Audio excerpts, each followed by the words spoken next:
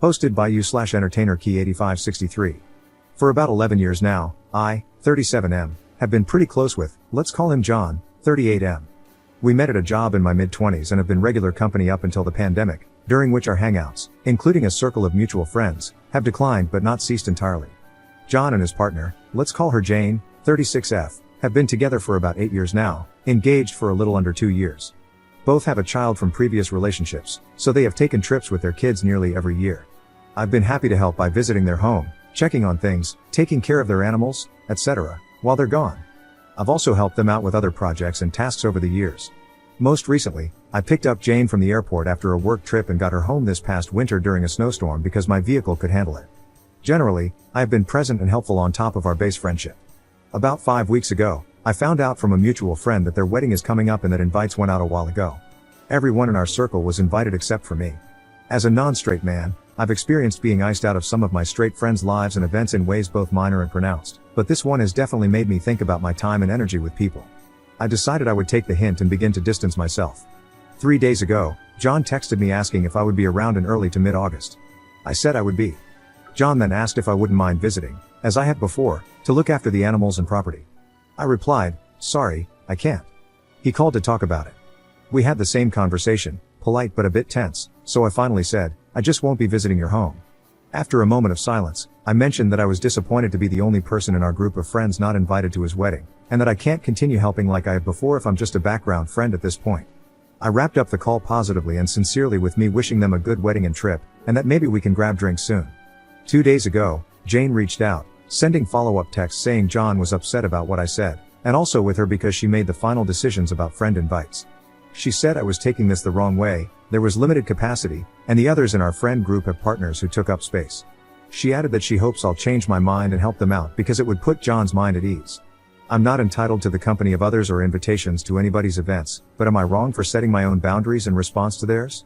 I try not to frame my friendships as transactional, but they obviously want something from me despite not inviting me and then avoiding even bringing it up until they needed help covering their honeymoon. Commenter. You're not in the wrong in the slightest. For them to do that and then ask for help like it's no big deal is completely shameless. What did your friend group have to say about it? Also, I don't think I saw you mention it anywhere, but what was John's reaction when you brought up the lack of a wedding invite? Ops response. For the first question, I was definitely surprised. The only reason I found out was because one of them, who lives a bit further away, reached out initially trying to coordinate some plans around the weekend of the wedding, assuming I'd been invited since John and I were close. I've let him follow up with the others, as I didn't want to interject so close to the wedding and make it about me. For the second question, John didn't say much. There was some silence after I cut through his line of questioning with the fact that I wouldn't visit his home at all. I said my piece about not being able to help if I'm not invited with our other friends, and out of awkwardness, I pivoted to a gracious wrap-up about wishing them well and maybe getting drinks sometime. There was a pause as he collected himself and said something like, thanks man, yeah, let's do that, before I decided to hang up.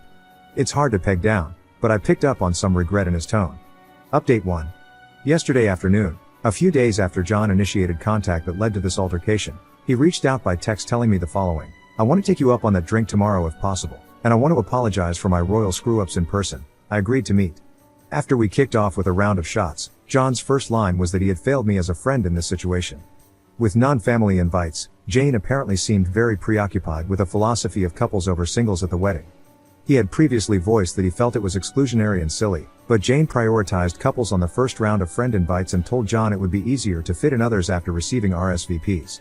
John backed out and said he felt that going along with her initial plan of inviting the rest of our circle, who are, God bless them, coupled up, and not me was the best option, trusting that the RSVP thing would materialize. She ended up using the bit of space to plug in some more family. John admitted he basically folded and felt ashamed enough that he could not find a way to tell me. He knew reaching out to me about that favor was a risk but took it anyway because he wanted someone he could trust. My response was a materialization of everything he feared would happen, and in his words, deservedly so. He told me a wedding should be a gathering of your family and friends who have been a part of your lives and who you want to continue being part of your lives, and that I fit that bill to him by any measure. He said I've done more for him and his family over their relationship than most of the people on the guest list, including helping with trip coverage and building their back deck with him to share meals and host events over the last 6 years. He got visibly upset and said he couldn't believe Jane even considered holding my dating status against me after I got her home safely during a snowstorm earlier this year. He admitted he should have more adamantly confronted that reasoning the instant she voiced it. He was even more pissed about Jane reaching out to me the way she did after my original phone call with him. John acknowledged that it might come off as hollow at this point, but after a few exchanges with Jane, he said there would be no more nonsense and that I would at least get a proper invite and A+1 if I wanted. They would make it work if I even desired to attend at this point. He said he is not going to try to do panic damage control but will be upfront with our circle. One person has already dropped the wedding, and another couple has said something else, according to him, about his faults, because he and Jane deserve the blowback, and he needs to earn trust back if it's at all possible. He has also made it Jane's problem to find a friend who can come out for 9 days in a row to care for the home and pets. With a smirk, he mentioned she's having a hard time securing it and may likely have to hire help. I told John I really appreciated his owning up to this, and it was good to see the friend I knew shine through. I told him that I have always valued his and Jane's friendship, so it hurt when I was excluded and not even addressed. I felt close enough to be included. I also assured him that I didn't mean to complicate his wedding. I've always thought he and Jane were great for each other, and I have supported them as best as I can. I've been confused about what I did or didn't do to be iced out. I admitted it's hard to trust Jane again if she has been weighing the validity of my presence based on my relationship status, adding humorously that it's not like I haven't been trying, and they've met some of my previous long-term partners. He said he doesn't get it either and mentioned she has at least one good friend who is single that she may have burned a bridge with as well over her wedding philosophy. I told him the friendship will be changed and informed by this, at least for a while. I know he and Jane had a disagreement leading to this, but I hope the wedding goes on to be a good celebration. I informed him it feels best to take a pass on the invitation, but he said if there was a change of mind, up to the last minute, to let him know. He was kind and not desperate or pushy about it. John said the fault was his for not stepping up on my behalf. He apologized, stating that while he feels very lucky to have Jane in his life and thinks their marriage is a positive development, he told her this whole situation will have him questioning and second-guessing her judgment on social matters with his friends for the foreseeable future. According to him, this was quite a blow for her to hear, but she accepted it and apologized after their arguments about the subject.